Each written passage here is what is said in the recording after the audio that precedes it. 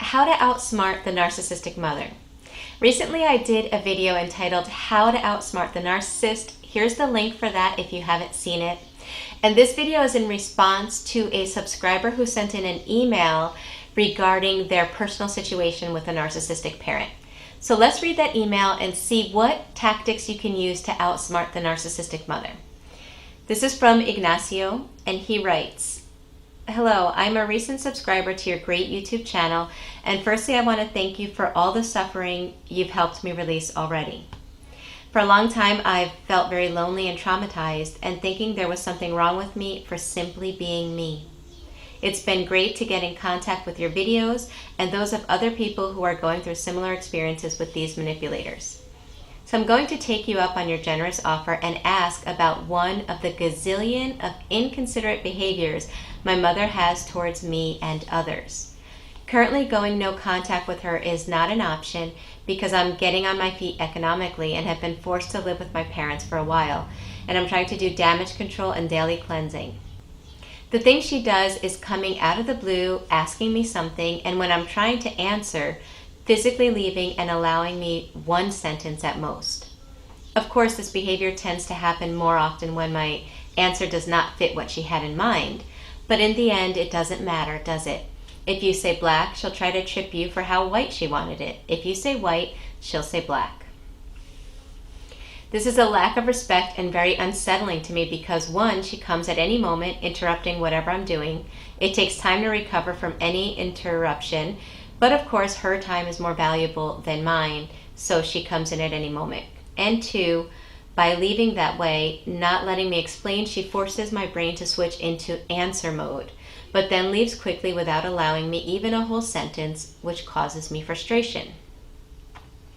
So for example, here the strategy you mentioned in the video, How to Outsmart the Narcissist, turning the mirror and showing the person what she's doing, making the narcissist go into the same defensive mode they've tried to inculcate in you, I don't think it could work, because to do it, the only options I see are A, yelling at the person or running after her to resume the dialogue. Hey, I'm talking here. It's rude to leave while the other is talking, a behavior the narcissist would love.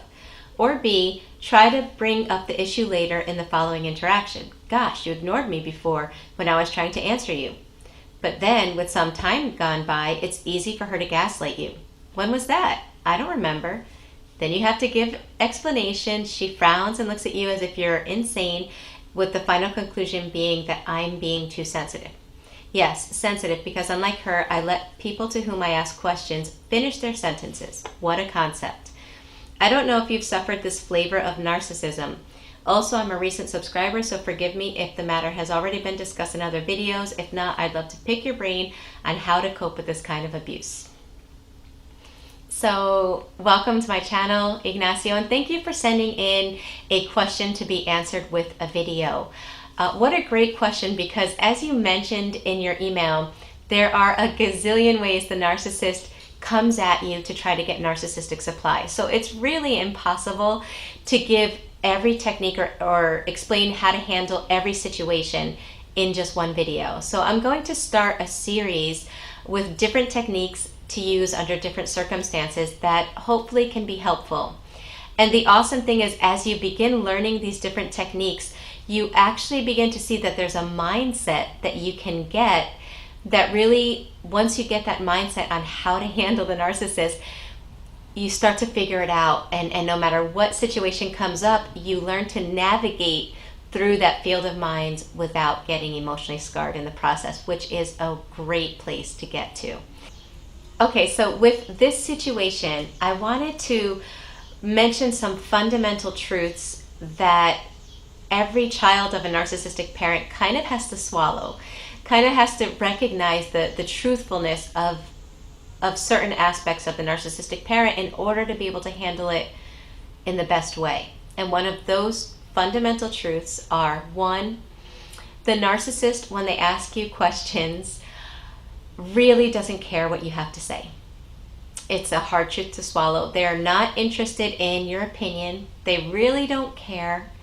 They are actually purposely provoking a situation in which they can gain narcissistic supply. And I did do a video recently on this I think it's entitled Beware of the Female Narcissist Loaded Questions. And there's the link to that gives a little bit more information on how the female narcissist often does this when she provokes a situation by asking an innocent question, a viewpoint question, or your opinion on something, and it's really just setting you up so that you give a negative response and they get narcissistic supply.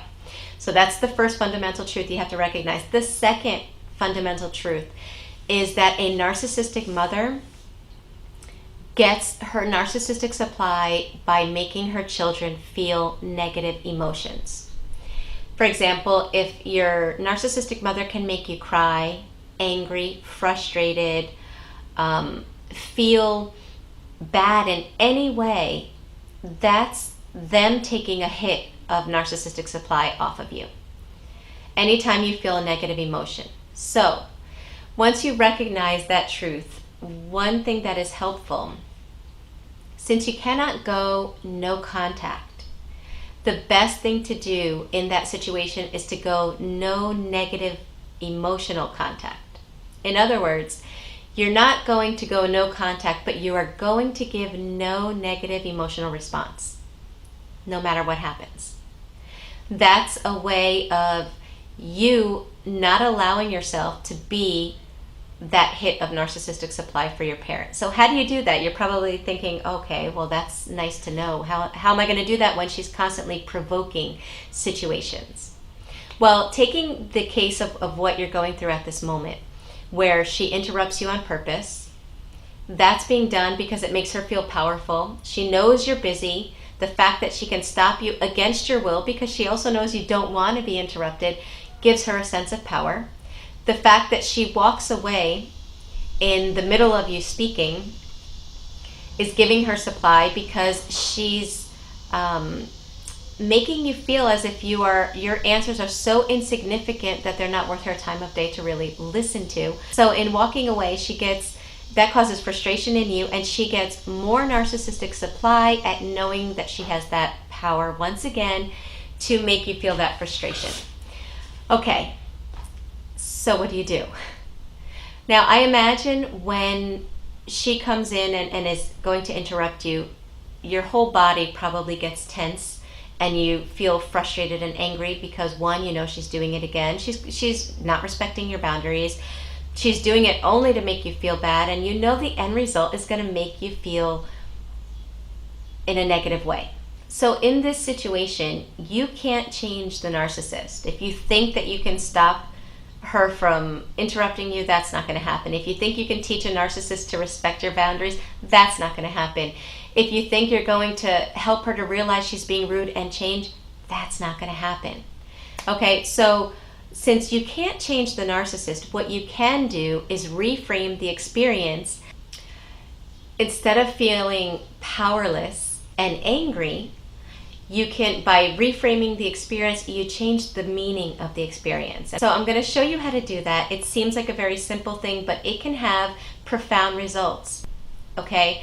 For example, when she comes in and she interrupts you, the first thing that happens probably is you get tense and your negative emotions arise, your fight or flight system kicks in, because you know that it's not going to end in a positive way.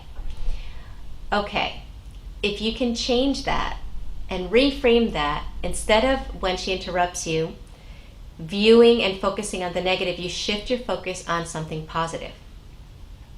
For example, you can say in your mind, yes, this is an opportunity for me to show myself that I'm in control of my emotions. Awesome, this is an opportunity for me to show myself that I am in control and that I can decide how to feel about what's going on. So by viewing it this way, instead of the negative tensions and anger and feeling of powerless coming up, you're viewing it as an opportunity. So you're viewing it in a more positive light.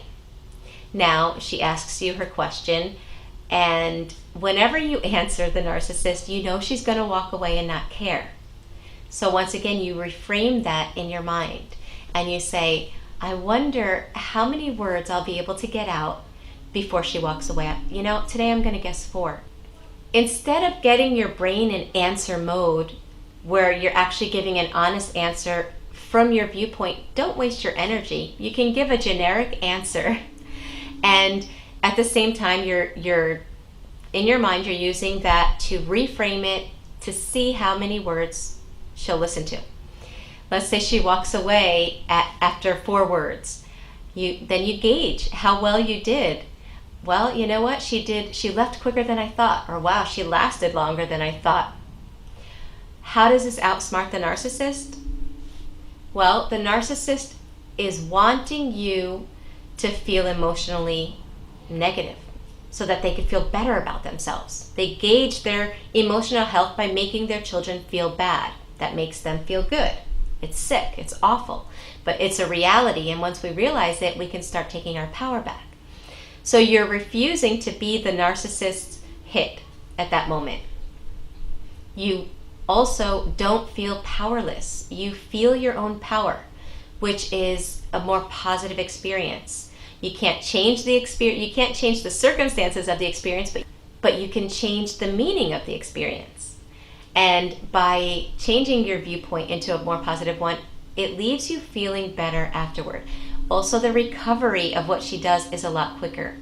Instead of her walking away and you're stuck in your negative feelings that she's put in you, that she's provoked in you, now she's walked away and you have to kind of, work through them so you can refocus on what you were doing beforehand, you'll find that you're in a more positive state of mind, and it's very easy to shift back to what you were doing. So you don't feel like a piece of gum that's just been chewed up and spit out in that conversation. You feel more empowered, you feel more positive. That's one way to handle that. Once again, it's reframing. It's an NLP technique. It's very helpful when you can't change a circumstance, but you no longer want that circumstance to leave you feeling negative. And you're able to change the meaning of that circumstance. Another way to handle that is by the sudden emergency, but having a valid reason to excuse yourself, that can be helpful as well. For example, a sudden emergency could sound something like this. You know what? That's a really good question. Unfortunately, I just got a call from my boss. I have to head back to the office. Maybe I'll have a chance later to answer that. And you leave. Another sudden emergency could be, as she's asking you that question, you're looking at your phone and you say, I would love to answer that, but right now I just got a text and I have to do this, that, and the other thing, but maybe later I can get back to you on that. And you excuse yourself. Or as she's coming in, if you already know what's going to happen before she even gets to the question, you could say something like, hey, I'm sorry to interrupt you, but I have to go jump in the shower. I'm kind of in a rush, but we'll talk later.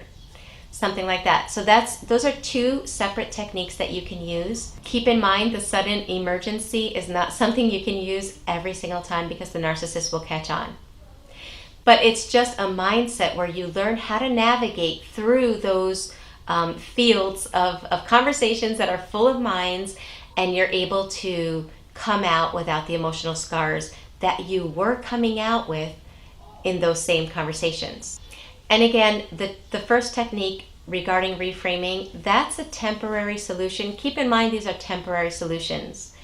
The best way to handle situations like that are establishing boundaries, using the broken record technique, which I did a video about. Here's the link for that. However, because of your situation, they might not be the best for you because they might cause you more problems. So these are temporary solutions to help you to deal with your current situation. And in the future, once you're out of being under the same roof as the narcissistic parent, then you can move towards establishing boundaries and going no contact. But for the moment, these are 2 possible things that you can employ that will help you to prevent you from being a narcissistic snack.